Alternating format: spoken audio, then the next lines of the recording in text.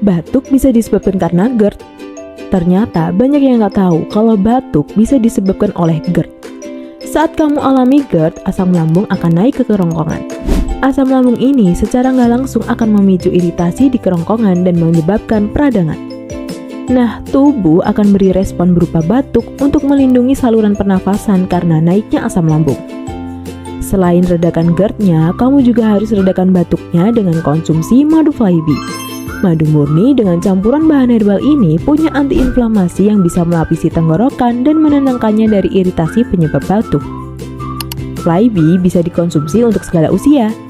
Cukup diminum 3 kali sehari secara rutin. Sudah BPOM loh, jadi aman. Pesan sekarang ya.